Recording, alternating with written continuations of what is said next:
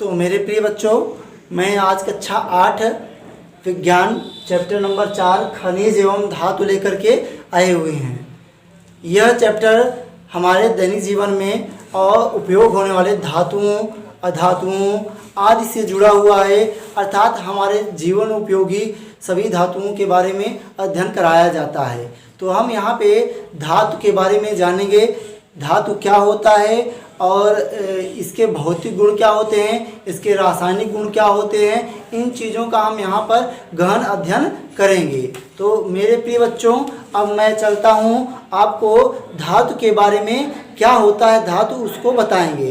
तो चलते हैं यहाँ पे धातु, मेटल।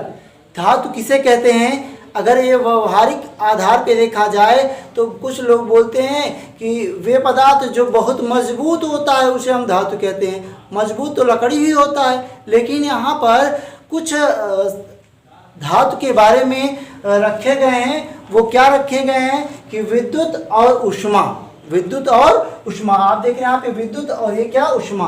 अर्थात विद्युत और ऊष्मा के आधार पर धातु की परिभाषा दी जाती है। इसके आगे आप पढ़ेंगे धातु की परिभाषा, अधातु की परिभाषा इलेक्ट्रॉनों के आधार पर। लेकिन यहाँ पर कक्षा 8 में ये विद्युत एवं ऊष्मा के आधार पर इसकी परिभाषा बनाई गई है। हम देखते हैं यहाँ पे क्या कि धातु किसे कहते हैं, तो वे पदार्थ जो ऊष्मा एवं विद्युत का चालन करता है, अर्थात ऐसे पदार्थ जिसमें ऊष्मा एवं विद्युत का चालन होता है उसे हम धातु कहते हैं, अर्थात वो धातु कहलाता है। जैसे अगर एग्जाम्पल में देखा जाए तो एग्जाम्पल में क्या होगा, एग्जाम्पल में जितने भी धातुएं होती हैं वो सभी क्या होती हैं, धातु कहलाती हैं। अर्थात जैसे यहाँ पे देख लिया जाए तो फेरस, एल्यूमिनियम, कॉपर, चांदी, सोना, टंगस्टन इत्यादि। इसके अलावा भी हैं, ऐसी बात नहीं है। जैसे आप फेरस का हम दोस्तों यहाँ पे संकेत लिखे हुए हैं बच्चों।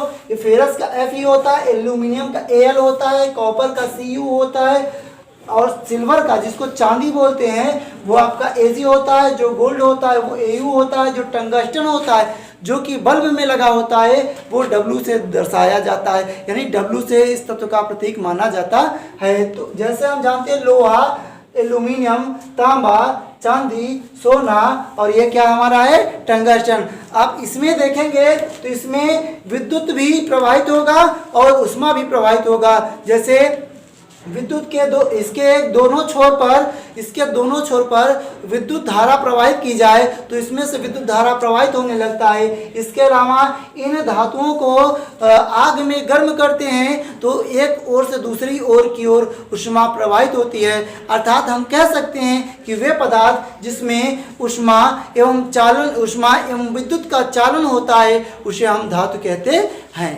अब बच्चों, हम यहाँ पर देखते हैं धातु की भौतिक गुण या धातु के भौतिक गुण। धातु के भौतिक गुण क्या हैं, अर्थात धातुओं के भौतिक गुण क्या हैं, फिजिकल प्रॉपर्टीज ऑफ मेटल्स ये क्या हैं, इनके बारे में देखेंगे। अर्थात जो मेटल होते हैं उनके अवस्थाओं के बारे में देखेंगे कि ये किस अवस्था में होते हैं, इनके गुण क्या हैं, वो गुणों के बारे में हम देखते हैं। बच्चों, भौतिक गुण और रासायनिक गुण किसे कहते हैं, तो कहा जाए जो भौतिक गुण होता है वो किसी भी पदार्थ के बाहरी गुणों का अध्ययन होता है और जो रासायनिक गुण होता है वो किसी भी पदार्थ के आंतरिक गुणों का अध्ययन होता है। तो हम यहाँ पे भौतिक गुणों के बारे में बताएंगे। जैसे दो बच्चों, धातुएं कठोर होती हैं, अर्थात धातुएं कठोर होती हैं। जो धातु होते हैं वो कठोर होते हैं यानी मजबूत होते हैं, लेकिन हम ऐसा नहीं कह सकते।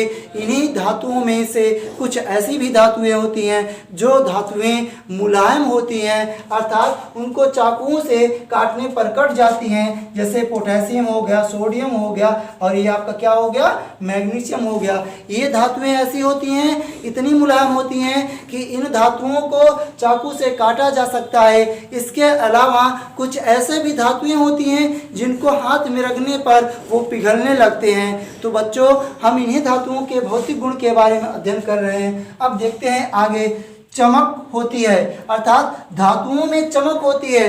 धातुओं को घिसने पर, धातुओं को काटने पर उसमें से चमक उत्पन्न होती है। इसके अलावा अपवाद भी हैं इसमें बच्चों, जैसे कि हम धातुओं में तो बता सकते हैं, लेकिन अधातु भी है। अधातु वो क्या है, जैसे आयोडीन। आयोडीन एक ऐसा अधातु है जिसमें चमक होती है।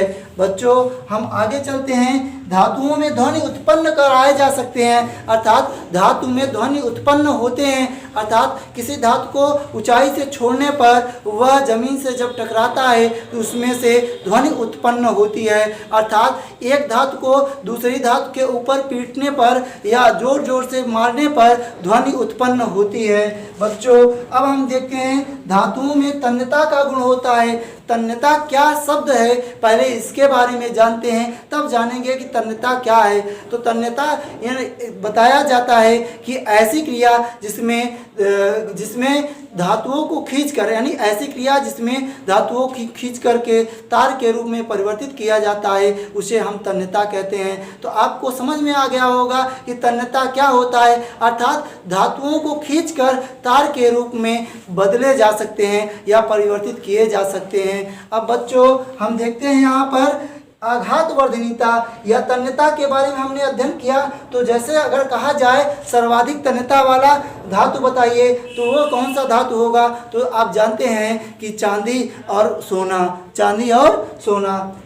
हम आपको ये भी बताते हैं कि यहाँ पर आघातवर्धनीयता का गुण, यानी कि धातुओं में आघातवर्धनीयता का गुण होता है। सबसे पहले देखते हैं आघातवर्धनीयता होता क्या है। तो आघातवर्धनीयता यानी ऐसी क्रिया जिसमें किसी भी पदार्थ को पीट करके चादर के रूप में परिवर्तित किया जाता है, उसे हम आघातवर्धनीयता या घातवर्धनीयता कहते हैं। अर्थात धातुओं को पीट कर चादर के रूप में परिवर्तित करने की क्रिया को हम यहाँ पे क्या कहेंगे, घातवर्धनीयता। अब घातवर्धनीयता अगर कहा जाए तो धातुओं में घातवर्धनीयता पाया जाता है, और सबसे ज़्यादा घातवर्धनीयता चांदी और सोने में होता है। आपको पता होना चाहिए कि 1 ग्राम सोने में फिर लगभग 1 ग्राम सोने में या 1 ग्राम सोने को पीटकर 20 लाख मोटी चादरें बनाई जा सकती है, यानी इतना उसकी घातवर्धनीयता क्षमता होती है। ठीक उसी प्रकार तन्यता के बारे में देखा हमने, पीछे देखा, तन्यता में बताया जाता है कि 1 ग्राम सोने में लगभग बताया जाता है 900 मीटर लंबा तार तान कर या खींच करके बनाया जाता है। अब बच्चों हम यहाँ पे देखते हैं विद्युत का चालन, अर्थात धातुओं में विद्युत का चालन होता है। अर्थात आप जानते होंगे कि विद्युत का चालन अगर ना होता तो हमारे घरों में विद्युत धारा प्रवाहित न होती और जिससे बल्ब प्रकाशमान न होता। तो हम कह सकते हैं कि धातुओं में विद्युत का चालन होता है। तो देखा जाए तो सर्वाधिक विद्युत का चालन कौन सा धातु करता है, तो हम यहाँ पे कह सकते हैं वो क्या है, आपका चांदी और सोना। लेकिन जो चांदी होता है, चांदी महंगे होने के कारण हम इसका तार के रूप में, यानी तारों के रूप में अपने घर में प्रयोग नहीं कर सकते वायर के रूप में।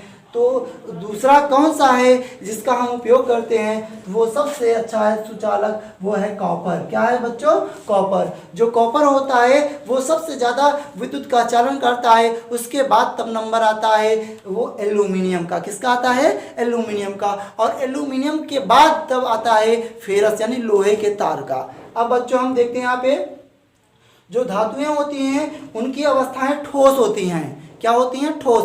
अर्थात जब धातु मजबूत होता है तो ठोस होगा, लेकिन बच्चों ऐसी बात नहीं है। धातुएं जैसे ठोस हमने बताया ठोस होती हैं, लेकिन अगर देखा जाए यहाँ पे तो ठोस में सभी धातुएं ठोस नहीं होता। जैसे यहाँ पे मरकरी जिसको हम पारा बोलते हैं, वो धातुएं द्रव अवस्था में रहती हैं, अर्थात लिक्विड अवस्था में रहती हैं। तो हम कह सकते हैं धातुएं ठोस होती हैं, लेकिन अपवाद के रूप में मरकरी आपका यानी पारा जो है आपका वो द्रव अवस्था में होता है। अब बच्चों हम देखते हैं आगे, यहाँ पे जल में विलय नहीं होते, अर्थात धातुएं जल में विलय नहीं होते। अर्थात किसी भी धातु को जल में डाल देने पर वो घुलता नहीं है, लेकिन बच्चों कुछ ऐसी भी धातुएं हैं जिनको जल में डालने पर वो घुल जाती हैं, अर्थात कहा जाए यहाँ पे तो वो आपका कैल्शियम, जो कैल्शियम धातु है बच्चों वो जैसे ही जल में डाला जाता है वो क्या होता है, घुल जाता है। तो हम कह सकते हैं ये जो है आपके सभी अपवाद हैं, लेकिन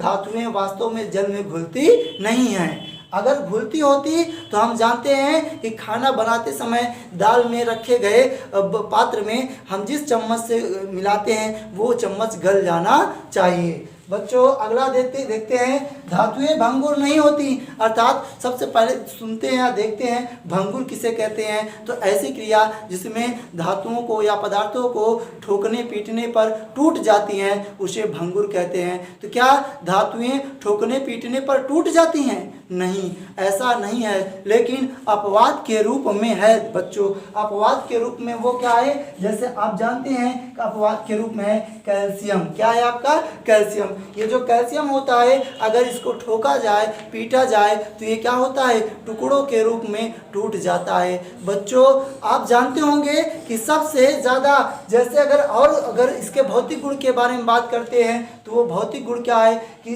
धातुओं का गलनांक उच्च होता है, लेकिन ऐसा जरूरी नहीं है। धातुओं का गलनांक उच्च होता है ऐसा जरूरी नहीं है, क्योंकि बच्चों आप जानते हैं धातुओं में सीजियम हो गया, गैलियम हो गया, ये ऐसे धातुएं होती हैं कि जिनको हाथ में रखने पर और कमरे के अंदर लाने पर ये धातुएं गलने लगती हैं।